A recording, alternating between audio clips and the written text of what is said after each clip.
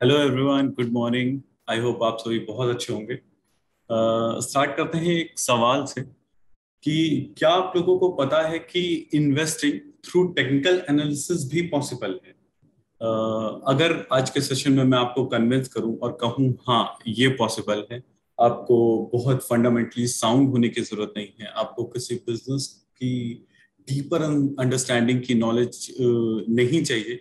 आप just simple basic technical analysis के through investing कर सकते हैं। आगे आज आने वाले पूरे सेशन में मैं आपको बताऊंगा, मैं आपको बेसिक चार्ट्स के बारे में, इंडिकेटर्स के बारे में एंड अपनी दो स्ट्रैटेजीज दूंगा, दो पावरफुल स्ट्रैटेजीज जिसके थ्रू आप सिंपली इन्वेस्टिंग कर सकते हैं विदाउट किसी की हेल्प लिए, खुद के अंदर एक बेसिक स्किल डेवलप करके, जो आपको थ्रू आउट लाइफ हेल्प करने वाली है और आपकी इन्वेस्टिंग जर्नी में साथ देने वाली है। My name is Ankleshwar Agrahari. I am technical research analyst eight elite wealth limited. Start करते हैं आज का पावरफुल सेशन।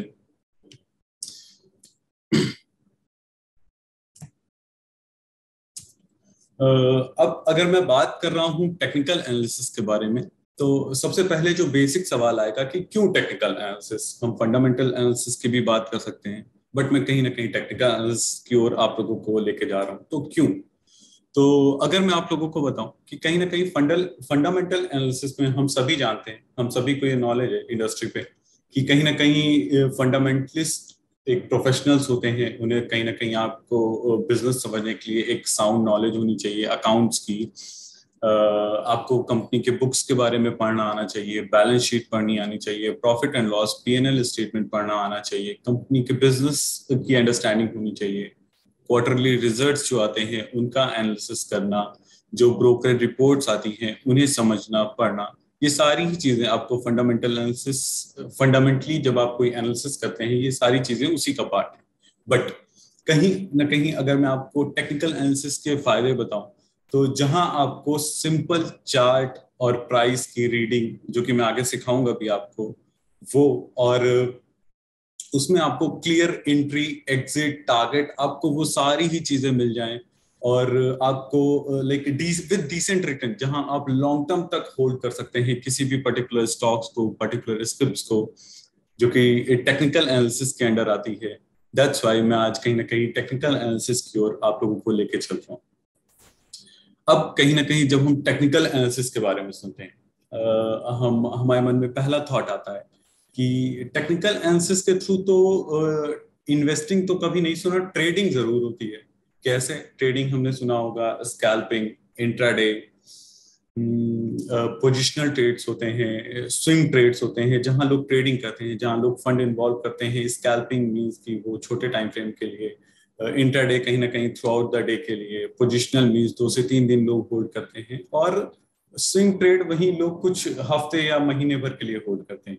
बट अगर मैं एक लेयर हटा के आप लोगों को और क्लियर इस चीज को डिफाइन करूं, इस चीज के बारे में और ज्यादा बताऊं, तो it just a matter of time frame. आप टाइम फ्रेम कौन सा चूज करते हो ये डिपेंड करता है। कैसे? फॉर एग्जाम्पल, अगर आप 1 मिनट का टाइम फ्रेम चूज करते हैं तो कहीं ना कहीं आप स्कैल्पिंग कर रहे हैं, राइट।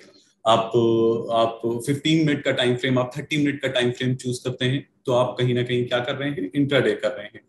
आप 1 आवर 4 आवर का टाइम फ्रेम चूज कर रहे हैं, आप स्विंग, आप पोजिशनल ट्रेड्स कर रहे हैं, आप डेली टाइम फ्रेम चूज कर रहे हैं, तो आप कहीं ना कहीं मंथली टाइम फ्रेम के लिए किसी स्टॉक को होल्ड कर रहे हैं, किसी स्क्रिप्ट को होल्ड कर रहे हैं।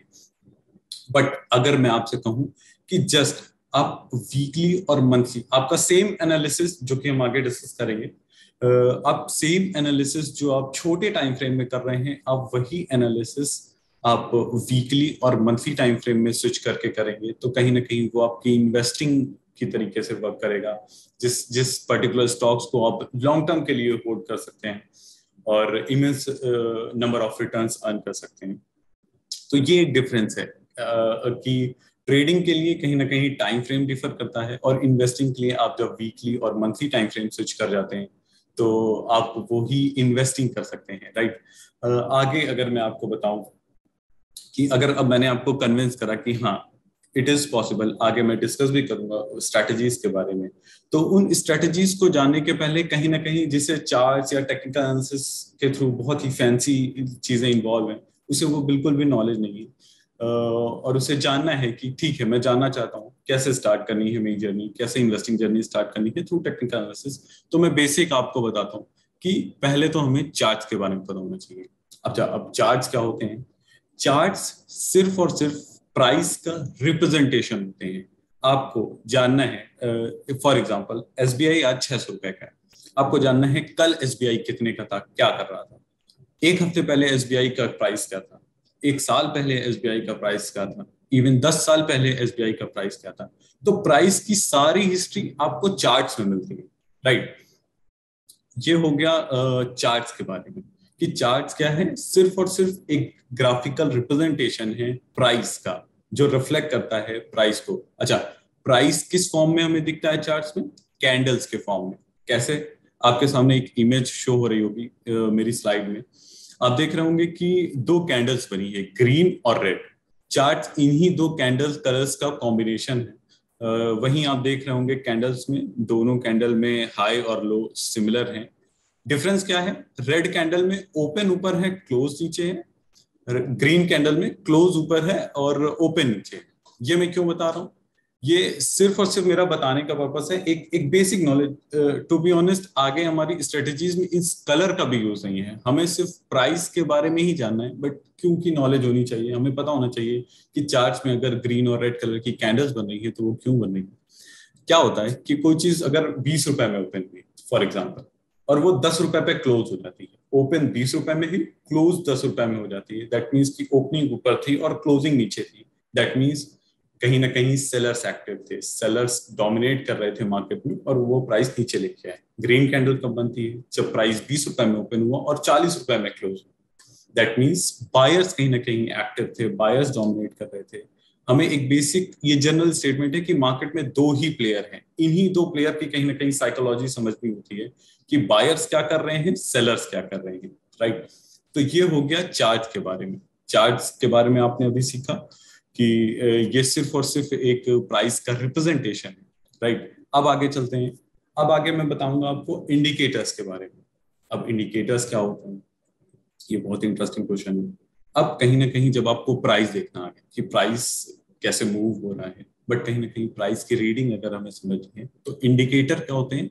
वो सिर्फ और सिर्फ हेल्प करते हैं हमें समझने में कि प्राइस कर क्या रहा है, राइट।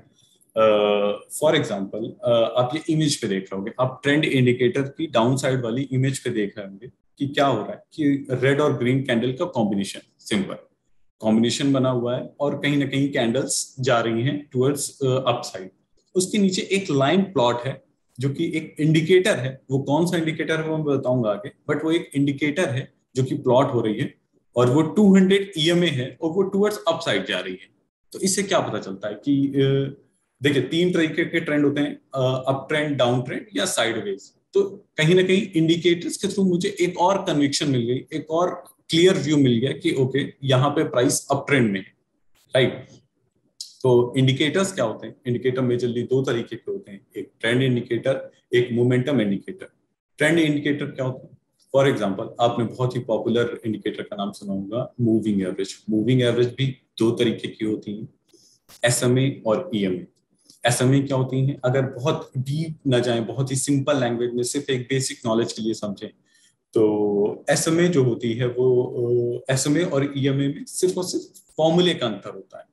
फॉर एग्जाम्पल, अगर मैं एसएमए की बात कर रहा हूँ तो एसएमए में फॉर्मूला कैसे लगा होता है कि वो पास्ट जितनी भी कैंडल्स होती हैं, फॉर एग्जाम्पल अगर मैं 50 एसएमए की बात कर रहा हूँ, तो पास्ट 50 कैंडल की क्लोजिंग का एवरेज डिवाइडेड बाई 50 जो भी आता है वो प्लॉट होता है एसएमए में। और ईएमए में क्या होता है, जो रीसेंट कैंडल्स होती हैं उनका वेटेज ज्यादा होता है, तो उसमें एक फॉर्मूले में डिफरेंस होता है, उसी बेसिस पे वो प्लॉट होता है। ये डिफरेंस होता है एसएमए और ईएमए में, जो कि कहलाता है ट्रेंड इंडिकेटर। अच्छा, ट्रेंड इंडिकेटर कैसे वर्क करता है? ट्रेंड इंडिकेटर प्राइस के साथ ही चलता है। आप देख रहे होंगे जो पहले वाले इमेज पे, ट्रेंड इंडिकेटर में नीचे कहीं ना कहीं जो चार्ट के साथ ही लाइन प्लॉट हो रही है। अब नेक्स्ट क्या होता है? Momentum indicator. मोमेंटम इंडिकेटर के बारे में बात करूं, ये आपको बताता है प्राइस की स्ट्रेंथ, प्राइस अब और कितना ऊपर जा सकता है और कितना नीचे जा सकता है। फॉर एग्जांपल बहुत ही फेमस मोमेंटम इंडिकेटर है आरएसआई। आरएसआई कहीं ना कहीं आप जब अपने ब्रोकर्स में लगाएंगे, क्या कहते हैं कि आप अपने ब्रोकर के चार्ट्स में लगाएंगे, आरएसआई जब प्लॉट करेंगे, आप देखेंगे 70 और 30 का मार्क होता है।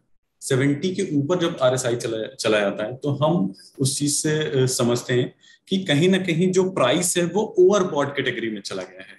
ओवरबॉट कैटेगरी में मींस कि प्राइस अप ट्रेंड में तो है, ऊपर तो जा रहा है, पर उसमें कहीं ना कहीं, क्योंकि आरएसआई का भी कोई फॉर्मूला होता है, उसमें वॉल्यूम वगैरह का सारा मिक्सचर होता है, तो कहीं ना कहीं वो बताता है कि वॉल्यूम कम हो रहा है या बायर्स का इंटरेस्ट अब कम हो रहा है, प्राइस भले ही ऊपर जा रहा है, तो आप कहीं ना कहीं अलर्ट हो जाते हैं, अपनी पोजीशन साइजिंग मेंटेन रख लेते हैं, आप कहीं ना कहीं प्रॉफिट बुक करने लग जाते हैं। तो ये हेल्प करता है आरएसआई।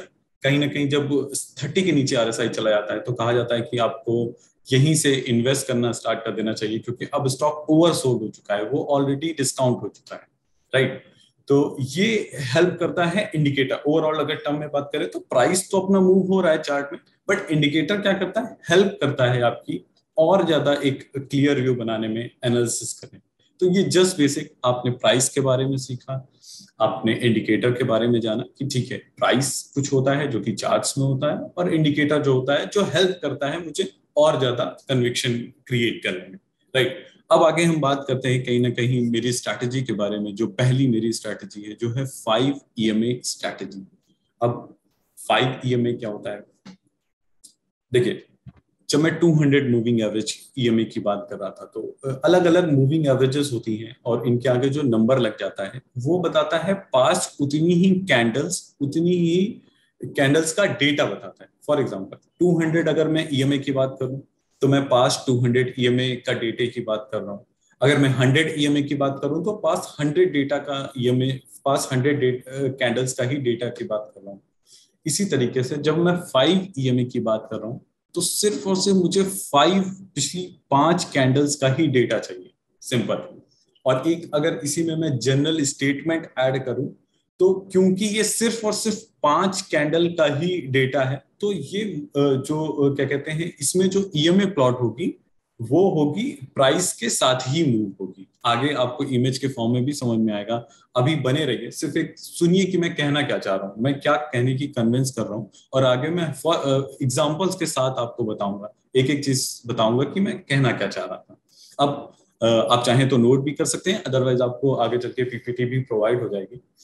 तो अभी आप सुनिए कि मेरी एग्जैक्ट स्ट्रैटेजी क्या है, मैं क्या कहना चाह रहा हूँ कि जो हमारा चार्ट्स में टाइम फ्रेम होगा वो मंथली टाइम फ्रेम हो जाएगा, उसी में इंडिकेटर जो ऐड होगा वो 5 EMA इंडिकेटर ऐड हो जाएगा। और अब ये दो चीजें ही लगानी है। अब इसके बाद करना क्या है, हमें देखना क्या है। कभी कभी क्या होता है, आपको एक चीज बताता हूँ, कभी कभी क्या होता है कि कोई भी स्टॉक बहुत अच्छा होता है, बहुत चीजें चल रही होती है मार्केट में कि इस तरीके की न्यूज, उस तरह की न्यूज, बट कभी कभी क्या होता है कि कभी कभी अनएक्सपेक्टेड कुछ हो जाता है। कभी कोई सडन न्यूज आ गई, कभी कुछ भी अनएक्सपेक्टेड हो गया जो कि मार्केट में डिस्काउंटेड नहीं था। मार्केट क्या होता है, वो ऑलरेडी सारी चीजें डिस्काउंट करके रखता है। फॉर एग्जाम्पल कोविड में हुआ था, फर्स्ट वेव बिल्कुल ही अनएक्सपेक्टेड था मार्केट के लिए, मार्केट पूरी तरीके से क्रैश हुआ। बट वहीं कहीं आपने देखा होगा कि सेकेंड वेव उससे ज्यादा डिजास्टर थी, सारी ही इंडस्ट्री बंद थी, सब कुछ वैसे ही लॉकडाउन था, बट कहीं ना कहीं प्राइस अप ट्रेंड में चले जा रहा था, हाई बनाया जा रहा था। क्या वजह थी इसकी, क्योंकि प्राइस ऑलरेडी डिस्काउंट कर चुका था सारी चीजें, तो अब उसके पास कुछ खोने को था ही नहीं। तो आप समझ रहे होंगे कि जब चीजें अनएक्सपेक्टेड होती हैं तो प्राइस खुद को करेक्ट कर लेता है, और बस यहीं पे ही हमारी स्ट्रैटेजी जो है वो इम्प्लीमेंट हो जाती है। कैसे, आगे मैं आपको बताता हूँ। इसमें आप देखिए, जो ये एग्जांपल मैंने लिया हुआ है, आप देख रहे होंगे, पहले तो मैंने जो जनरल स्टेटमेंट की थी वो जनरल स्टेटमेंट ही सच है कि जो प्राइस के साथ ही जो 5 EMA जब हम प्लॉट करेंगे, क्योंकि वो बहुत ही रीसेंट कैंडल्स का ही डेटा है, तो वो प्राइस के साथ ही प्लॉट रहेगा। जो मूविंग एवरेज है वो प्राइस के साथ ही चलती रहेगी। आप देख रहे होंगे स्टार्टिंग की जो 5 कैंडल है, जो रेड जो लाइन है वो उन्हीं के साथ चल रही है, बट जो 5th कैंडल है मेरी, वो प्राइस से दूर हो गई। वो जो है कहीं ना कहीं कुछ तो उस मंथ में हुआ जिसकी वजह से शार्प सेल ऑफ आया और प्राइस नीचे आ गया। अगली जो फॉलोइंग मंथ की कैंडल बनी वो ईएमए से दूर बन गई। अच्छा, ईएमए से दूर बन गई। अब दो चीजें होती हैं, या तो प्राइस को ईएमए के पास जाना पड़ेगा या तो ईएमए को प्राइस के पास आना पड़ेगा। ये दो ही कंडीशन होती हैं। ये बिल्कुल ही जनरल स्टेटमेंट में बोल रहा हूँ। आप खुद ही जब चीजें इंप्लीमेंट करेंगे तो आपको कहीं ना कहीं आइडिया लग जाएगा। बाकी अभी मैं भी चार्ट दिखाऊंगा तो आपको चीजें समझ में आ जाएंगी। अब अलर्ट, यही मेरी अलर्ट कैंडल, जो कैंडल मूविंग एवरेज से दूर हो गई, वो कैंडल कहीं ना कहीं क्या कहते हैं कि मेरी अलर्ट कैंडल कहलाएगी, जो ईएमए से दूर हो गई। फॉर एग्जांपल इसमें आप देख रहे होंगे कि ये जो मेरी ग्रीन कैंडल है, रेड कैंडल के बाद जो ग्रीन कैंडल है वो मेरी अलर्ट कैंडल कहलाई। और अलर्ट कैंडल ही जो है उसका जब हाई क्रॉस करेगा अगला कैंडल, जैसे ही उसका हाई क्रॉस करता है अगला candle, just a minute, sorry, alert candle की अगली कैंडल जैसे ही हाई क्रॉस करती है मेरी एंट्री बन जाएगी, और जो अलर्ट कैंडल का लो है वो मेरा स्टॉप लॉस बन जाएगा। स्टॉप लॉस की कंडीशन क्या है? स्टॉप लॉस मैक्सिमम जो मैं लूंगा वो 15% का ही लूंगा। मैं एक रिस्क रिवॉर्ड के साथ, एक रिस्क मैनेजमेंट के साथ अपनी पोजीशन बनाऊंगा ताकि मैं मार्केट में बना रह सकूं। तो इस वजह से जो मेरी कंडीशन है कि मैं मैक्सिमम जो स्टॉप लॉस लूंगा वो 15% का लूंगा। अगर उससे ज्यादा का अलर्ट कैंडल होता है या उससे ज्यादा का मेरा स्टॉप लॉस होता है तो मैं उस तरीके की एंट्री अवॉइड करूंगा, राइट। अब चलते हैं एग्जाम्पल पे और मैं आपको बताने की कोशिश करता हूँ कि कहाँ मैं अलर्ट कैंडल की बात कर रहा हूँ, मैं कौन सी जनरल स्टेटमेंट कह रहा हूँ। जल्दी से मैं अपनी स्क्रीन शेयर करता हूँ जहां आपको पता चलेगा। ये मैंने फिलहाल ट्रेडिंग व्यू खोला हुआ है, आप देख रहे होंगे। ट्रेडिंग व्यू में फिलहाल निफ्टी का चार्ट है। मैं खोल लेता हूँ एसबीआई। एसबीआई बहुत ही पॉपुलर लाइक बैंक है जिसमें मोस्टली लोग इन्वेस्टेड रहते हैं। तो एसबीआई से अच्छा कोई एग्जांपल हो ही नहीं सकता। यहाँ पे मैं सारे ही चीजें हटा देता हूँ। बिल्कुल ही फ्रेश चार्ट के साथ शुरू करते हैं कि जब आप खोलेंगे आप अपना ब्रोकर का वो, तो कहीं ना कहीं कुछ इसी तरीके से ही आपको दिखेगा कि सिंपली एसबीआई का ये मैंने चार्ट खोला हुआ, आप यहाँ देख लोगे, नाम लिखा हुआ एसबीआई। टाइम फ्रेम अभी इसमें डेली सेलेक्ट है। मेरी कंडीशन थी मैं मंथली टाइम फ्रेम में बात करूँ, मैंने मंथली टाइम फ्रेम खोल दिया, राइट। अब ये पर कैंडल जो एक कैंडल है कि मंथली टाइम फ्रेम की है, एक मंथ की ही ये एक कैंडल है, राइट। यहाँ तक आप लोगों को क्लियर हो गया। नेक्स्ट, अब यहाँ पे इंडिकेटर है। इंडिकेटर क्योंकि मैं 5 ईएमए की बात कर रहा हूँ तो मैं डालूंगा मूविंग एवरेज एक्सपोनेंशियल। ये देख रहा हूँ मूविंग एवरेज, ये ईएमए ही है तो ये मैंने सेलेक्ट करा। यहाँ पे प्लॉट हो गए, यहाँ पे ये देख रहे होंगे कहीं ना कहीं बन भी गई। अब मैं क्या करूंगा, एक एक मेरे को देखना पड़ेगा कि अभी तो ये जो लेंथ है इसकी 9 है, ये कहीं ना कहीं मेरे को 5 करनी है और एसएमए की जगह ईएमए करना है। अभी आप देख रहे होंगे, इसको मैं थोड़ा सा डार्क कर देता हूँ ताकि विजिबिलिटी और ज्यादा बढ़ सके।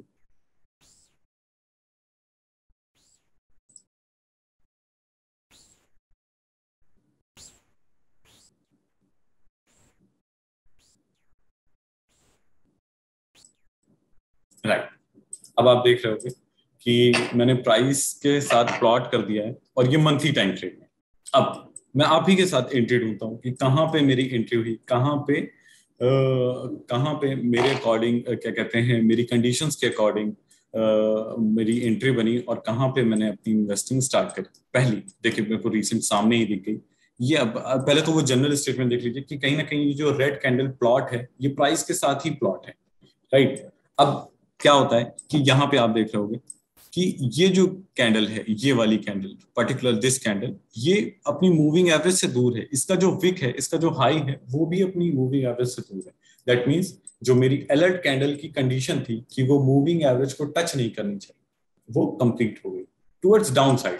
मैं यहाँ अप वाली कैंडल देखिए, ये भी कैंडल टच नहीं कर रही, पर ये बाइंग साइड के लिए मैं खुद ही बाइंग साइड की पोजीशन बना रहा हूँ। तो कहीं ना कहीं मुझे सेल ऑफ वाला चाहिए कंडीशन, जो कि यहाँ पे मेरी पूरी हो रही है। तो अलर्ट कैंडल जो कि डाउन साइड है वो मेरे को मिलती, वो वीक उसकी जो है वो नहीं टच हो रही ये मेरे को।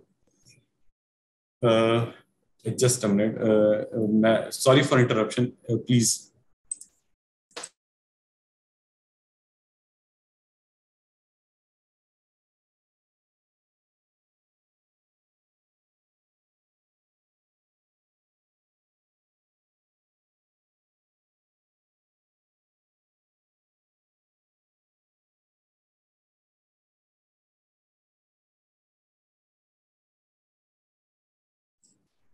रियली सॉरी, वो थोड़ा सा टेक्निकल ग्लिच था जो कि क्लियर करना था, ताकि सारी चीजें स्मूथ वे में चलती रहें। अभी सारी चीजें क्लियर, आप लोग बने रहिए और मैं समझाने की कोशिश करता हूँ, मेरे साथ समझिए कि ये मेरी अलर्ट कैंडल की कंडीशन पूरी हो गई कि वो अपनी ईएमए से टच नहीं हो रही, सिंपल। अब मैंने क्या करा कि अब मेरे को देखना है, क्योंकि इसमें आपको पता चल जाएगा ट्रेडिंग व्यू में कहीं ना कहीं आपको वो पोजीशन दिखाता है। अब मेरे को देखना है कि आप देख रहोगे कि मैंने इस कैंडल का हाई से लो, ये पर्टिकुलर रेड कैंडल का हाई से लो मार्क करा, तो कितने का स्टॉप लॉस बना नीचे दिखा रहा है, ये 9% का, आप देख रहोगे 9.48% का। दैट मीन्स अगर मैं इसके हाई पे एंट्री लेता हूँ, अगली जो ग्रीन कैंडल है जैसे ही इसका हाई क्रॉस करती है, मैं मार्क कर देता हूँ, एक और लाइन मार्क कर देता हूँ कहाँ मेरी एंट्री हुई, ये ब्लू कलर कैंडल से। इसे मैं ब्लैक कर देता हूँ ताकि विजिबिलिटी और ज्यादा क्लियर आ सके। ये आप देख रहोगे, ये जो ब्लैक कैंडल मैंने मार्क करी, ये इस अलर्ट कैंडल का हाई, हाई जैसे ही क्रॉस हुआ मैंने सिंपली एंट्री ली, और मेरा स्टॉप लॉस वो उस कैंडल का लो का हो गया। और स्टॉप लॉस की कंडीशन मेरी क्यों फुलफिल हो रही है, मैंने कहा मैक्सिमम जो मुझे स्टॉप लॉस लेना है वो कहीं ना कहीं 15% का लेना है, और अगर ये सिर्फ 9.48% का है मंथली टाइम फ्रेम में, तो ये इससे अच्छी कंडीशन मेरी कुछ हो ही नहीं सकती। और अब मुझे क्या करना है, मैं पहले तो बताता हूँ कि जो मैं चाहता हूँ आप लोगों के अंदर बिल्ड करना, कि अगर कोई बिगिनर है जो अभी कन्विंस नहीं कर पा रहा खुद को, जो चाहता है कि पहले तो मैं प्रॉफिट ही अर्न कर लूँ, यही बहुत बड़ी बात है, तो मैं चाहता हूँ कि आप समझो कि स्टार्टिंग में आप सिर्फ 1:2 के लिए लाइक ट्रेड करो या इन्वेस्ट करो कोई भी स्टॉक। आप अगर यहाँ पे 9% का स्टॉप लॉस देने को रेडी हो, आप मार्केट को रेडी हो कि ले जाओ मुझसे 9%, बट जब भी मेरे फेवर में आओ एटलीस्ट 18 to 20% मुझे दे के जाओ, राइट। ये कंडीशन हो गई मेरी 1:2। मैंने यहाँ पे क्या करा, 1:2, ये देख रहे होंगे बिल्कुल यहाँ पे रिस्क रिवॉर्ड शो हो रहा होगा आपको 1:2 का। क्या मेरा यहाँ पे रिस्क रिवॉर्ड कंप्लीट हुआ? यस। आप 19% का गेन सिंपली एक बेसिक एनालिसिस से, बस आपको देखना है, आपको फाइंड आउट करनी है कहाँ मेरी अलर्ट कैंडल बनी, उसका हाई क्रॉस हुआ, क्या मेरा स्टॉप लॉस विद इन 15% है। अगर है तो आपने एंट्री ली, अपनी पोजीशन साइजिंग मेंटेन करी, और अपने गेन्स अर्न करे 20% तक के। अब मैं और दूसरी चीज क्या बताना चाहता हूँ कि आपको अगर फॉर लॉन्गर टर्म होल्ड करना, क्योंकि इन्वेस्टिंग, क्योंकि कहीं ना कहीं लोग चाहते हैं कोई मल्टी बैगर पकड़ना या साल भर के लिए होल्ड करना, मोर देन 1 ईयर होल्ड करना, राइट। अब जब 1:2 आपने कई बार प्रैक्टिस करी, कुछ पैसे घर आ गए, आपको दिखने लग गया, आप कन्विंस हो गए कि यस ये स्ट्रैटेजी वर्क तो करती है, फॉर श्योर वर्क करती है, बट अब मैं कोई स्टॉक में लॉन्गर टर्म कैसे इन्वेस्ट करूँ, तो उसका एक तरीका होता है ट्रेलिंग एसएल। ये स्किल आना बहुत जरूरी है, ये चाहे किसी भी चीज में हो। अब इसमें टेक्निकली हम कैसे हेल्प कर सकते हैं, क्योंकि कहीं ना कहीं अब आपको चार्ट देखना, मैं जान रहा हूँ कि आपको चार्ट देखना आ गया, क्योंकि कैंडल्स का कलर से मतलब ही नहीं है मुझे, सिर्फ प्राइस देखना है, मुझे चार्ट देखना है कि कैंडल्स कैसे बन रही है, क्या है उसमें, और इंडिकेटर्स के साथ कैसे प्लॉट हो रही है। अब मुझे ट्रेल करना, मेरा मैंने 1:2 कहीं ना कहीं यहाँ बुक कर लिया बेसिक। अब अगर मैं इसको हटा दूं तो मेरा ट्रेलिंग एसएल कैसे काम करेगा? 1:2 कंप्लीट होने के बाद की कंडीशन क्या है, आपने कहीं ना कहीं आपका पैसा डबल हो गया, जब ट्रिपल हो गया, आपने अपना कैपिटल अमाउंट एग्जिट कर लिया या कुछ प्रॉफिट एग्जिट कर लिया, आप उस स्टॉक में होल्ड रहे, और जब तक फॉलोइंग कैंडल का लो नहीं ब्रेक होता है। फॉर एग्जाम्पल इसमें देखते हैं, जैसे ये मान लीजिए कैंडल बनती, अगली कैंडल ये बनती, तो मेरा जो स्टॉप लॉस होता है वो ट्रेल करते करते मैं पहले यहां रखता, एंड देन फिर यहां शिफ्ट कर लेता। मैं लाइन मार्क करता जाता हूँ, पहले मैं यहां रखता, देन मैं अपना स्टॉप लॉस यहां रखता, अगली कैंडल ने भी मेरा लो नहीं ब्रेक करा तो फिर मैं स्टॉप लॉस यहां रखता, बट अगली रेड कैंडल ने ब्रेक करा तो मैं यहां एग्जिट कर रहा था। देखिए इस कंडीशन में तो कहीं ना कहीं अगली ही रेड कैंडल बन गई, आपका जो क्या कहते हैं स्टॉप लॉस है, ट्रेलिंग स्टॉप लॉस है, विद प्रॉफिट आपने एग्जिट कर दिया। बट कभी कभी क्या होता है, कोई शेयर बहुत ही ज्यादा बाइंग मोमेंटम में चलता चला जाता है, बट कभी कभी क्या होता है, हमने मान लीजिए 1:2 1:3 में ही एग्जिट कर दिया, तो एक काइंड ऑफ रिग्रेट रह जाता हूँ कि यार ये तो आगे चल के बहुत ही ज्यादा निकल गया, मैं इसमें 1:6 1:7 भी अर्न कर सकता था। इसीलिए ट्रेलिंग स्टॉप लॉस जरूरी है। आप फॉलोइंग कैंडल का जो लो है उसके साथ आप ट्रेल करते चलिए, क्योंकि ये मंथली कैंडल है, आपको डेली देखने की जरूरत नहीं है। हर ब्रोकर के चार्ट पे आपको कहीं ना कहीं अलर्ट मिल जाता है, आप फोन पे लॉग इन कर सकते हैं, सारी चीजें कन्वीनियंट हैं, जिससे आपको पता चल जाएगा। आपको हर समय चार्ट के साथ, हर समय स्क्रीन के साथ जुड़े रहने की बिल्कुल भी जरूरत नहीं, क्योंकि कहीं ना कहीं इन्वेस्टिंग आपको फ्री ही कर दी, एक बार आपने इन्वेस्ट कर दिया आप फ्री हो। यही सेम चीज इसमें भी है, आपने एक बार इन्वेस्ट कर दिया, आपने इन्वॉल्व कर दिया अपना फंड, तो आप फ्री हो। अब आगे चल लेते हैं कि ठीक है, ये एक बार मैंने देख लिया, क्या और भी एसबीआई में कभी ऐसी ही कंडीशन फॉलो हुई, तो देख लेते हैं, आपके साथ ही मैं देखता हूँ। यहाँ पे फिर आप देख रहे होगे कि आई गेस ये कोविड वाला फॉल था, और प्राइस जो है वो शार्पली फॉल हुआ, प्राइस अपनी मूविंग एवरेज से दूर क्लोज हो गया। अच्छा, यहाँ पे एक और बेसिक सा पॉइंट है जो कि पता होना चाहिए। अब आप पूछोगे कि यहाँ पे 3 कैंडल अपनी मूविंग एवरेज से दूर है, तो अलर्ट कैंडल क्या मैं इसको मानूं? तो नहीं, मैं बता रहा हूँ। अब मेरी अलर्ट कैंडल की कंडीशन क्या है? पहला, अभी ये कैंडल बनी, हम मान के चलते हैं कि कुछ इस तरीके से था, मैं इसको बिल्कुल ही अभी ये कंडीशन, अब मेरे को देखना है ये मेरी अलर्ट कैंडल का हाई क्या क्रॉस करा अगली मंथ की कैंडल? तो नहीं क्रॉस करा, अगली मंथ की कैंडल उसके हाई के ही लो के नीचे बनी, और अब मेरी अलर्ट कैंडल जो है वो शिफ्ट होके अगली रेड कैंडल बन गई। फिर मेरी अगली ग्रीन कैंडल, जो ये वाली ग्रीन कैंडल बनती है, इसने क्रॉस करा कहीं ना कहीं इसका हाई, मैं यहाँ पे अपनी एंट्री इनिशिएट करूंगा फॉर एग्जाम्पल कुछ इस वे में, और मेरा जो स्टॉप लॉस होगा वो ये लो होगा, और एटलीस्ट मैं 1:2, अब यहाँ पे मैं ट्रेलिंग एसएल का आपको वो बताता हूँ, फायदा बताता हूँ कि आपने यहाँ पे कहीं ना कहीं एंट्री ली, अब आपका मान लीजिए जस्ट एग्जांपल 1:2 यहाँ कंप्लीट हो जाता, बट आप इसके लो को ट्रेल करते जा रहे हो, ट्रेल करते जा रहे हो, आप यहाँ तक ट्रेल करके लाए, आपने लो पे शिफ्ट करा, अगली कैंडल ने कहीं ना कहीं आपका लो ब्रेक करा, आप एग्जिट करते हैं, तो बजाय आप यहीं पे एग्जिट करने के, आप कहीं ना कहीं यहाँ पे एग्जिट करते हैं। अच्छा, प्राइस और भी ऊपर गया, बट मेरा जो ट्रेलिंग एसएल है वो कहीं ना कहीं हिट हो जाता, और मैं कहीं ना कहीं कोई भी ट्रेड प्रॉफिट में ही बुक करता। तो पहले तो नहीं, बेसिक हमें समझना चाहिए कि पैसे आने चाहिए, और कहाँ कहाँ पे मेरी कंडीशन फुलफिल हुई। एक यहाँ पे देखिए, यहाँ पे एक शार्प सेल ऑफ आया, अगली कैंडल मेरी अलर्ट कैंडल कहलाई। अब अलर्ट कैंडल कहलाई, अलर्ट कैंडल की ही कंडीशन क्या है कि उसका जो अगली कैंडल है वो उसका हाई क्रॉस करनी चाहिए, मेरी एंट्री तभी इनिशिएट होगी। बट यहाँ पे क्या हुआ, इस जो रेड कैंडल, मैं मार्क कर देता हूँ, पहले मेरी अलर्ट कैंडल ये थी, ये वाली, बट इसका हाई नहीं क्रॉस हुआ, तो मेरी अलर्ट कैंडल शिफ्ट होके ये वाली बन गई। अब ये वाली मेरी अलर्ट कैंडल बन गई, मैं यही लगा लेता हूँ। मैंने ये लगाया कि क्या मेरी सारी कंडीशन फुलफिल हो रही है कि नहीं, ये मैं इसको हटा देता हूँ। ये मैंने देखा कि मेरा स्टॉप लॉस कितने का बन रहा है। देखिए, स्टॉप लॉस कहीं ना कहीं अगर एग्जैक्ट मैं बताऊं तो अराउंड अराउंड 13% का मेरा, 13.5% का, 13.50% का, अगर मैं और इसको क्लीन करूं तो अराउंड अराउंड 13% का मेरा स्टॉप लॉस बन रहा है, मेरी कंडीशन के अंडर आता है, क्योंकि मेरा जो क्या कहते हैं मेरी कंडीशन है वो 15% की, राइट। अब मेरे को बेसिक क्या चाहिए, जो क्योंकि मैं स्टार्ट कर रहा हूँ अपनी investing journey through this strategy, तो मेरा जो बेसिक वो मुझे चाहिए, वो चाहिए कि मेरे को 1:2 तो चाहिए ही चाहिए। तो क्या 1:2 कंप्लीट हुआ? एग्जैक्टली 1:2 कंप्लीट हुआ, और मैंने कहीं ना कहीं जो गेन्स अर्न करे अपनी कैपिटल में वो 26% के अर्न करे, क्योंकि एक डिसेंट रिटर्न होता है फॉर द टाइम। तो ये हो गया। अब एग्जांपल ले लेते हैं, जैसे और भी ये कंडीशन मान लीजिए एसबीआई में, एक बहुत ही पॉपुलर, बहुत ही वॉलेटाइल शेयर है ओएनजीसी। ओएनजीसी देख लेते हैं एक बार, क्विकली थ्रो आउट करते हैं ताकि हमें थोड़ा सा आइडिया लग सके। स्टिल देखिए कंडीशन क्या है, मेरा मंथली टाइम फ्रेम है ओएनजीसी का, सेम वो 5 ईएमए ही लगी हुई है, तो कोई भी डिफरेंस नहीं है। अब मैं देख रहा हूँ मुझे अलर्ट कैंडल था, देखिए मुझे रिसेंट ही अलर्ट कैंडल मिल गई, कुछ सेल ऑफ आया था, कोई न्यूज रही हुई ओएनजीसी में, मुझे कोई भी न्यूज कुछ भी फॉलो करने की जरूरत नहीं है जब आप प्राइस को फॉलो करते हैं। टेक्निकल एनालिसिस की यही सबसे खास बात है कि आपको 360 जाने की जरूरत नहीं है, आपको सिर्फ और सिर्फ एक चीज पे फोकस करना है, उसी पे ही ध्यान रखना है। अब मुझे पता है कि ये मंथली टाइम फ्रेम है, और कहीं ना कहीं कुछ तो न्यूज थी जिसकी वजह से शार्प सेल ऑफ आया।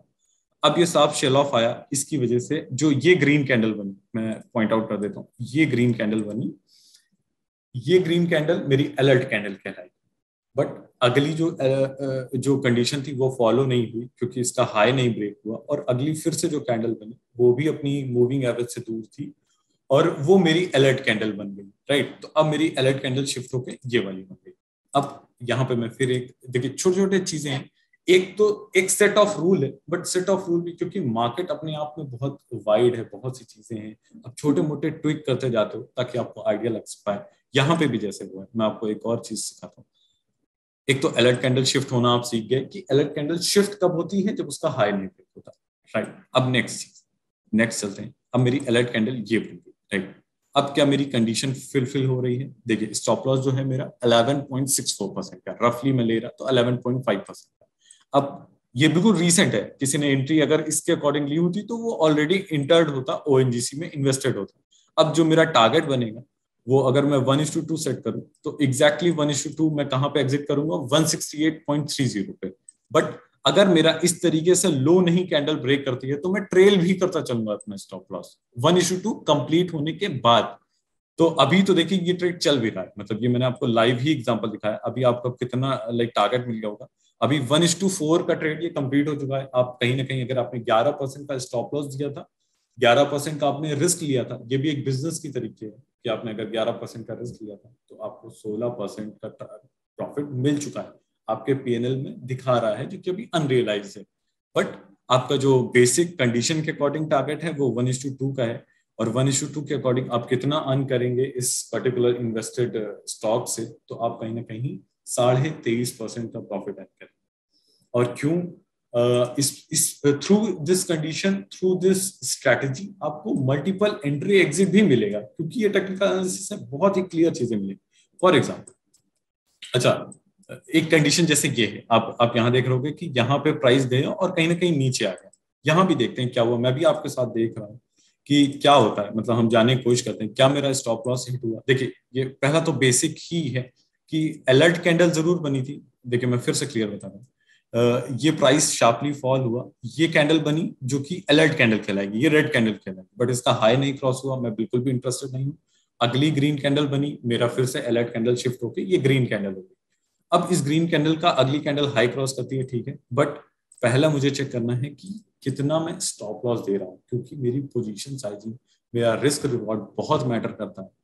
और मैंने देखा कि क्या मेरा स्टॉप लॉस 15% के अंदर है, तो आप देख रहे हो कि 26% का स्टॉप लॉस है। दैट मीन्स यहाँ पे मेरी एंट्री बनती ही नहीं, मेरी वो कंडीशन फॉलो होती ही नहीं है, मैं बिल्कुल भी इसमें इन्वेस्ट नहीं करूंगा। अब क्या होता है, प्राइस जाता है और कहीं ना कहीं फिर आता है, और फिर आप देख रहे होगे कि अपनी वो मूविंग एवरेज से फिर दूर हो गया। अब यहाँ पे मेरे को फिर एक बार देखना है क्विकली कि क्या 15% के अंदर होती है मेरी कंडीशन। तो यहाँ बिल्कुल आप देखिए, यहाँ पे जो अब ये रेड कैंडल है जो कि अलर्ट कैंडल है मेरी, जो इसका स्टॉप लॉस है वो कहीं ना कहीं 13.48% का है। और क्या मैं प्रॉफिट 1:2 का अर्न कर सकता हूँ, तो एग्जैक्टली 1:2 27% का रिटर्न अर्न कर सकता हूँ। अब मैं आपको बताता हूँ ट्रेल कैसे कर सकते हैं। आपने देखा इसका लो नहीं ब्रेक हुआ, इसका लो नहीं ब्रेक हुआ, इस कैंडल का भी लो नहीं ब्रेक हुआ, इस कैंडल ने, इस पर्टिकुलर ग्रीन कैंडल ने इस रेड कैंडल का लो ब्रेक करा।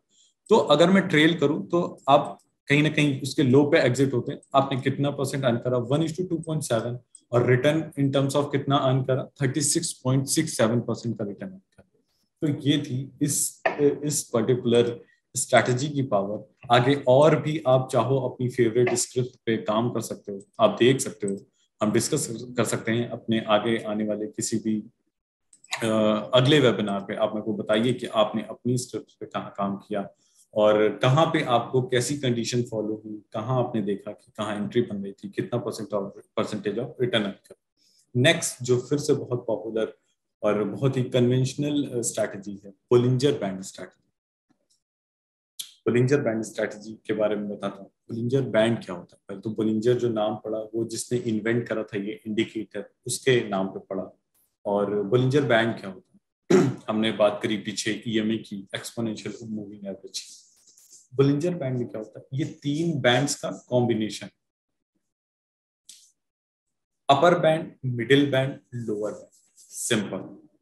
तीन लाइनें आपको चार्ट में प्लॉट होती हुई दिखेंगी, और जिसमें कि जो मिडिल वाली लाइन है, जिसे हम मिडिल बैंड करके भी पुकार सकते हैं, कह सकते हैं, वो होती है 20 SMA। यहाँ पे ईएमए नहीं होती है, एसएमए होती है। फिर भी हमें बहुत डीप जाने की जरूरत नहीं है, हमारी कंडीशंस कुछ और ही हैं, बस सिर्फ ये नॉलेज पर्पस के लिए कि आप कोई चीज का यूज करो तो आपको कहीं ना कहीं पता होना चाहिए। Upper band, middle band, lower band, ये होता है। अब इसमें क्या कंडीशन क्या है मेरी बोलिंजर बैंड स्ट्रैटेजी में, मैं आगे अभी आपको प्लॉट करके भी दिखाऊंगा कि प्लॉट कैसे करें, कैसे लगाना है, कैसे एंट्री एग्जिट टारगेट सारी चीजें कैसे ढूंढनी, मैं अभी आपको बताता हूँ। यहाँ पे क्या करना है, आपको जो टाइम फ्रेम पिक करना है वो कहीं ना कहीं वीकली टाइम फ्रेम आप पिक करना है। आप अभी भी बड़ा टाइम फ्रेम पिक कर रहे हो तो ये इन्वेस्टिंग का ही पार्ट है। बोलिंजर बैंड इंडिकेटर आप लगाओगे, मैं अभी आगे आपको ला के दिखाऊंगा। अच्छा, बोलिंजर बैंड में जो अपर और लोअर लाइंस होती हैं वो स्टैंडर्ड डेविएशन कहलाती है। स्टैंडर्ड डेविएशन अगर मैं सिंपल आपको टर्म्स में बताऊं तो वो बोलिंजर बैंड में जो होता है वो बताता है कि प्राइस जो है वो ऊपर कितना जा सकता है या नीचे कितना जा सकता है, राइट। और इसमें भी एक जनरल टर्म है, जनरल टर्म हमें पता होना चाहिए क्योंकि उस पे ही जब वैसी कंडीशन नहीं फॉलो होती हमारी स्ट्रैटेजी वहीं पे ही इंप्लीमेंट हो जाती है। अब इसमें जनरल टर्म क्या होता है, पहले तो मैं 5 EMA के बारे में बताता हूँ, रिकॉल कराता हूँ। 5 EMA में हमने सीखा था कि जो 5 EMA क्या होता है, उसका जो मूविंग एवरेज होता है वो प्राइस के साथ चलता है, राइट, इतना आपको पता है। बोलिंजर बैंड में क्या होता है, जो एक जोन होता है अपर मिडिल लोअर का एक जोन बन जाता है, जो पूरा ही प्राइस होता है उसी के ही अंदर होता है जनरल टर्म्स में।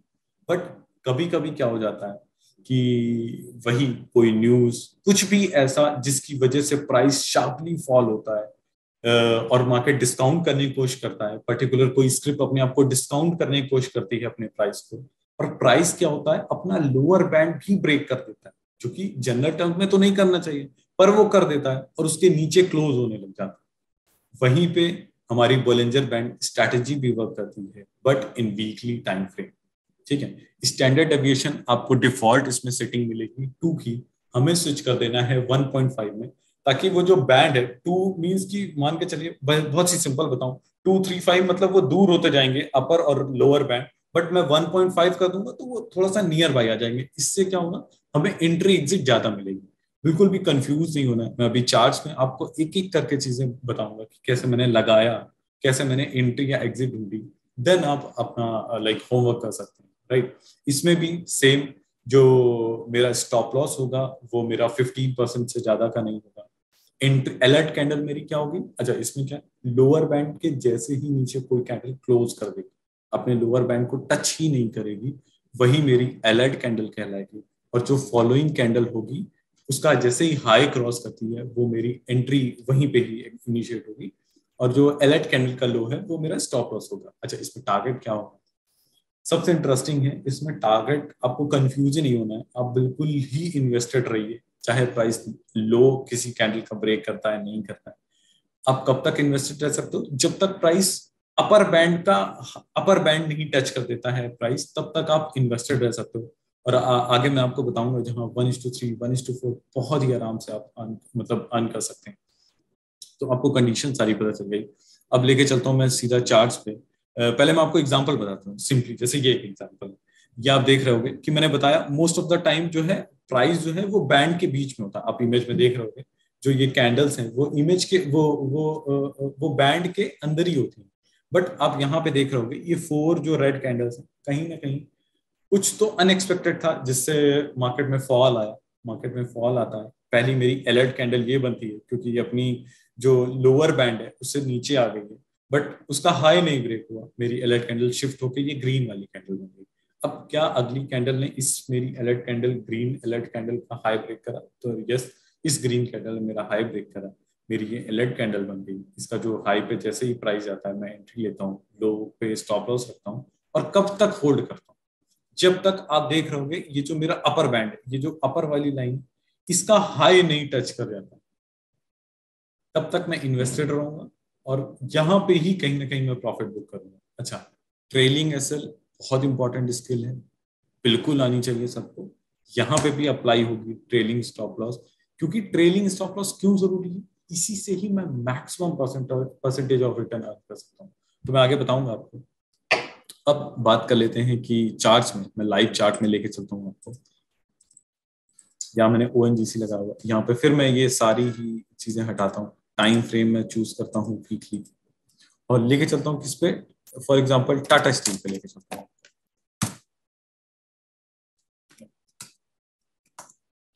ये मैंने टाटा स्टील का वीकली टाइम फ्रेम पिक करा हुआ, सारी ही चीजें मैं रिमूव करता हूँ, ठीक है। यहाँ पे इंडिकेटर शो हो रहा है, आपके किसी भी ब्रोकर में शो होगा। यहाँ मैंने देखिए बोलिंजर बैंड मार्क कर रखा है, फिर भी अगर मैं चाहूँ तो बोलिंजर बैंड टाइप करते ही सिंपल बोलिंजर बैंड आ जाए। सॉरी, मैंने लगाया बोलिंजर बैंड। अब बोलिंजर बैंड में क्या मैंने बताया था, जो डिफॉल्ट सेटिंग है इसकी स्टैंडर्ड डेविएशन की, ये 2 की होगी। यहाँ आप देख रहे होगे STD that mean standard deviation. यहाँ मुझे 1.5 कर देना है, और देखिएगा बैंड आप नोटिस करिएगा यहाँ पे ये हल्का सा स्क्वीज हो जाएगा, ये मैंने 1.5 करा, जैसे ही एंटर करा ये देखिए हल्का सा स्क्वीज हो गया, बहुत ही माइनर चेंज होता है। स्क्वीज होने के बाद अब मैं आप ही के साथ ढूंढता हूं कि कहाँ मेरी एंट्री बनी टाटा स्टील में इस पर्टिकुलर बोलिंजर बैंड स्ट्रेटजी के थ्रू। यहां आप देख रहे हो, राइट। बिल्कुल मैं भी आपके साथ देख रहा हूँ कि कैसे कंडीशंस आती हैं, कैसे लाइव मार्केट में, अभी तो मैंने बहुत ही थ्योरेटिकल वे में बता दिया, जब हम लाइव इंप्लीमेंट करते हैं तब किस तरीके के चैलेंजेस आते हैं, ये मैंने मार्क करा। अब कहीं ना कहीं आप देख रहे होगे कि ये भी एक कंडीशन है, ये भी एक हल्का सा ट्रिक है, मैं बताता हूँ। जब कभी भी देख रहे होंगे कि ये वाली पर्टिकुलर जो ग्रीन कैंडल है, ये ग्रीन कैंडल का हाई लो आपको पता है कितना है? ये है सिर्फ 3.5% का। तो 3.5% का मतलब उस वीक पर्टिकुलर टाटा स्टील ने कुछ खास मूव ही नहीं करा। अब मेरा स्टॉप लॉस क्या होना चाहिए, क्योंकि अगली कैंडल तो उस मेरी अलर्ट कैंडल के नीचे आ गया प्राइस। इस तरीके की कंडीशंस में क्या करते हैं कि जब इतना छोटा हमें स्टॉप लॉस मिलता है, इतना छोटा, क्योंकि ये रीजनेबल स्टॉप लॉस है ही नहीं, कहीं ना कहीं एक ब्रेथ देनी होती है किसी भी स्टॉक को मूव करने के लिए। तो क्या मेरा रीसेंट स्विंग 15% से ज्यादा है? रीसेंट स्विंग क्या होगा? इस रेड कैंडल, ये रेड कैंडल जो है ये रीसेंट स्विंग कहलाएगा। मैंने उसके रीसेंट स्विंग के नीचे स्टॉप लॉस रखा, तो क्या रीसेंट स्विंग मेरा 15% से ज्यादा है? यहाँ पे नहीं है, 7.7%। मुझे लगा डिसेंट है, क्योंकि मेरा मैक्सिमम जो मेरा स्टॉप लॉस की लिमिट है वो 15% है, ये तो ऑलमोस्ट आधा ही है, तो मैं रख सकता हूँ। अब प्राइस हल्का सा नीचे भी आता है अलर्ट कैंडल के, कोई इशू नहीं है, मेरा स्टॉप लॉस सेव है, मैं इन्वेस्टेड हूँ। कब तक मैं इस स्टॉक को होल्ड कर सकता हूँ टाटा स्टील में? और ये 2022 जून की ही बात है कि मेरे को एंट्री मिली थी। मेरा जो टारगेट होगा, जब तक मैंने बताया अपर बैंड को प्राइस टच नहीं हो जाता, यहाँ तक प्राइस आया, एग्जिट ही नहीं करना है, क्योंकि फिर हो सकता है वो यहाँ तक टच करता, तो मैं यहाँ पे एग्जिट करता। बट मुझे जो एग्जैक्ट एग्जिट मिला वो कहीं ना कहीं यहाँ पे मिला, इस पर्टिकुलर कैंडल पे। और मैंने कितने, क्या रिस्क रिवॉर्ड था, अब इस ट्रेड को थोड़ा एनालाइज करें, आप देखिएगा मोर देन 1:3 मैंने अर्न करा। मैंने 7.5% का ऐसा लगा दिया, तो बदले में 25.5% मैंने अर्न करे थ्रू टाटा स्टील। मैंने कोई न्यूज नहीं देखी, कोई बुक्स नहीं पढ़ी, कोई बिजनेस बहुत डीपर अंडरस्टैंडिंग नहीं देखी।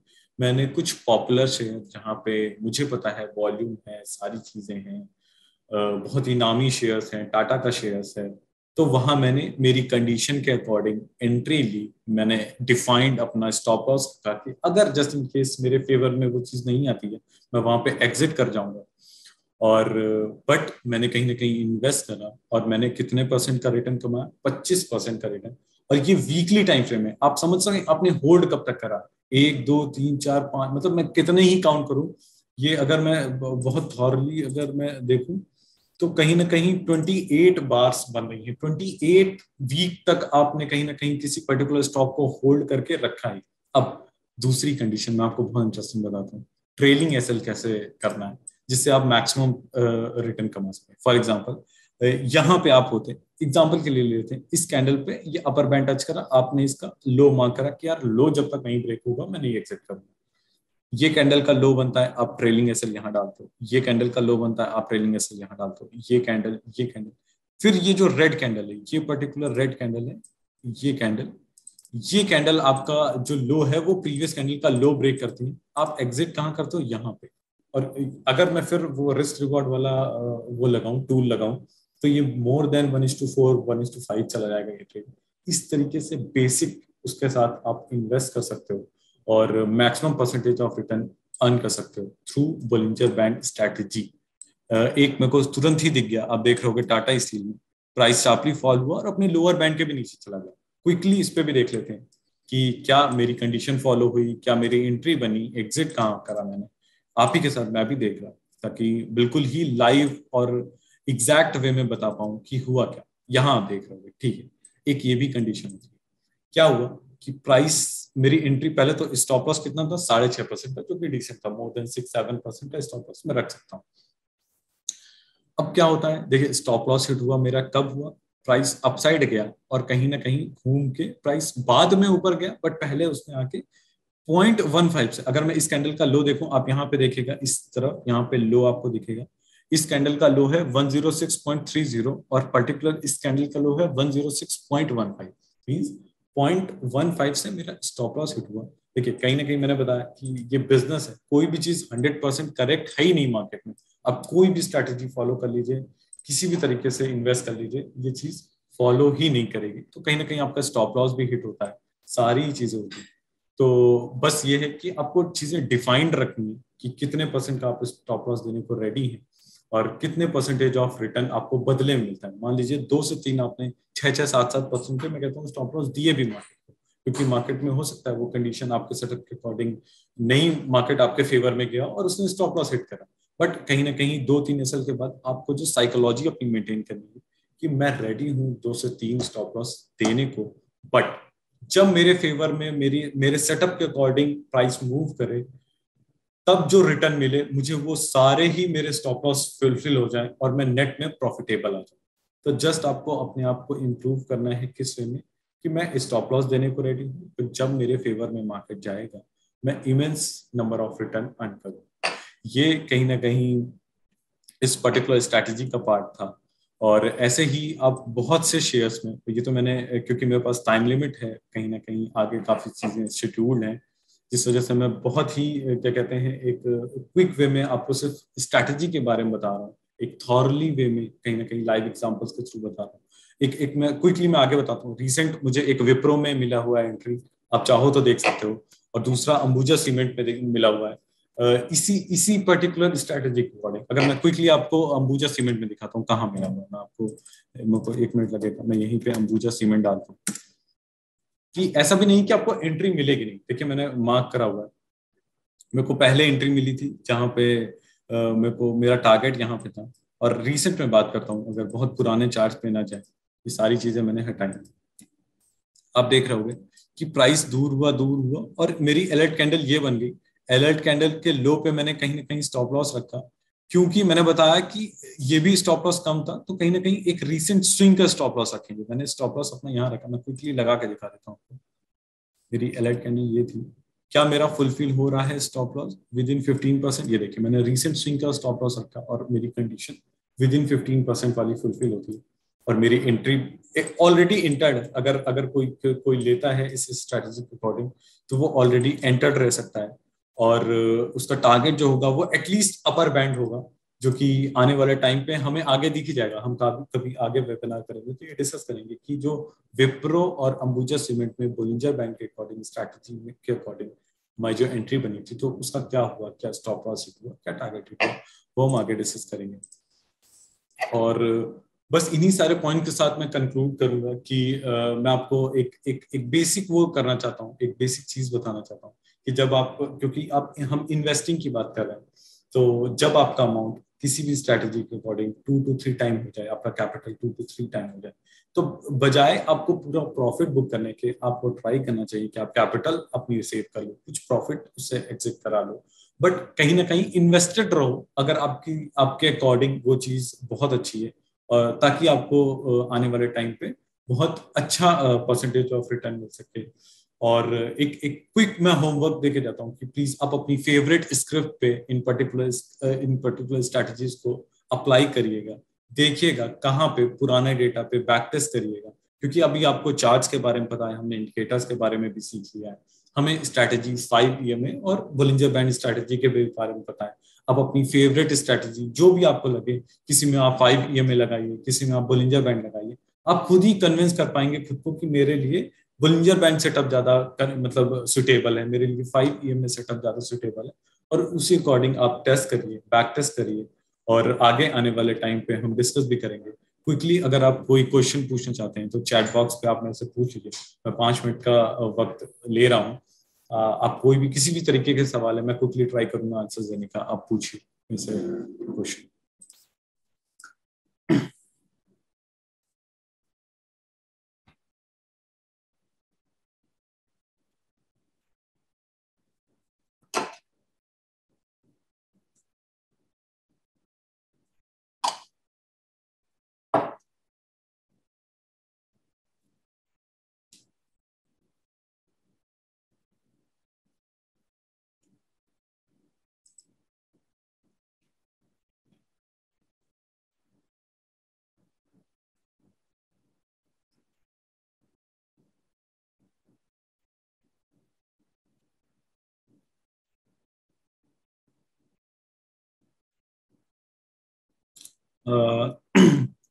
ठीक है, एक एक मैं क्विकली एक क्वेश्चन लेता हूँ कि जब भी जब भी हम can we define alert candle. Okay, alert candle किसी ने पूछा है कि कैसे डिफाइन करेंगे अलर्ट कैंडल। मैंने बताया अलर्ट कैंडल कुछ कंडीशंस हैं अलर्ट कैंडल आपको कब देखनी है। पहले तो आपको सेलेक्ट करना है कि आप स्ट्रैटेजी कौन सी यूज कर रहे हैं। सिंपल एक बेसिक वे में चलते हैं। अगर आप 5 EMA पिक करते हो तो आपने अपना चार्ट मंथली टाइम फ्रेम में पिक कर लेना है। अगर आप बोलिंजर बैंड स्ट्रैटेजी को फॉलो करते हो तो आपको वीकली टाइम फ्रेम पिक कर लेना है। अब आपने देखना है कि अगर मैं एग्जांपल के लिए बात करूं, मैंने 5 EMA सेलेक्ट करा तो पर कैंडल मंथली टाइम फ्रेम की होगी। मैंने अपना चार्ट मंथली टाइम फ्रेम में स्विच करा और मेरे को बस हर मंथ की क्लोजिंग में देखना है एक बार चार्ट कि क्या कोई कैंडल अपनी जो 5 EMA है उससे दूर हुई। अगर दूर हुई तो वो ही कैंडल मेरी अलर्ट कैंडल कहलाएगी। और अब मेरे को देखना है कि अब जब मेरे को अलर्ट कैंडल मिल गई तो ऑब्वियसली अलर्ट कैंडल मिल गई, मैं भी अलर्ट हो जाऊंगा कि क्या आने वाले टाइम पे मेरे को मार्केट देखनी पड़ेगी। मेरे को देखना पड़ेगा कि क्या आने वाले टाइम पे कोई भी कैंडल, कोई भी डेली कैंडल, छोटे टाइम प्राइस बेसिकली क्या उस अलर्ट कैंडल का हाई क्रॉस करता है। अगर क्रॉस करता है तो मेरी एंट्री बन जाएगी और अलर्ट कैंडल का लो मेरा स्टॉप लॉस बन जाएगा। कंडीशन क्या हो जाएगी? कंडीशन मेरी हो जाएगी कि स्टॉप लॉस 15% का लो होना चाहिए। ये हो गया मेरा अलर्ट कैंडल का। लाइक आप, आई होप आप समझ गए। एक क्विकली मैं अगला क्वेश्चन ले लेता हूँ, 5 EMA कैसे लगेगी। कोई पूछा है 5 EMA में बता दो कि आप कोई भी ब्रोकर यूज कर रहे हो, आप उनका इंडिकेटर वाला सेक्शन क्लिक करोगे, आप डालोगे मूविंग एवरेज एक्सपोनेंशियल, क्योंकि मैं यहाँ EMA की बात कर रहा हूँ। एक्सपोनेंशियल मूविंग एवरेज या मूविंग एवरेज एक्सपोनेंशियल, आप कुछ भी कह सकते हो। वो आप सेलेक्ट करोगे। अब आप उसमें देखोगे सेटिंग पे जाके सिंपली कि मेरे को 5 EMA, उसमें कुछ भी 9, 10, 250 कुछ भी सेलेक्ट होगा। आप नंबर्स में 5 EMA डालोगे और अगर SMA गिवन होता है तो SMA को स्विच करके EMA में कर दो। तो सिंपली आपको 5 EMA चाहिए होगी, प्लॉट होनी चाहिए वो आपके चार्ट। तो आई होप लाइक कि आप समझ गए होंगे ये चीज। और मैं जो चाहता हूँ कि आप इस चीज को अप्लाई करिए। आप एक बार खुद से देखिए, कहीं ना कहीं आपको खुद से करनी ही पड़ेंगी चीजें, और इस तरीके की स्ट्रैटेजी आपको इंडिपेंडेंट बनाती है। तो आई होप लाइक आप अपनी जर्नी इलीट वेल्थ के साथ कंटिन्यू करोगे। और या लाइक नेक्स्ट कभी वेबिनार पे हम डिस्कस करेंगे कि क्या हुआ, आपने क्या करा, आपने क्या सीखा, किस तरीके से बैक टेस्ट करी, आपकी फेवरेट स्क्रिप्ट कौन थी, या मैं क्विकली आपके सवाल लूंगा कि आप किस पर्टिकुलर चार्ट में चाहते हो कि मैं वो स्ट्रैटेजी अप्लाई करूं, आपको एक्सप्लेन। राइट? सो या continue your investing journey. Thank you so much for your time. Thank you.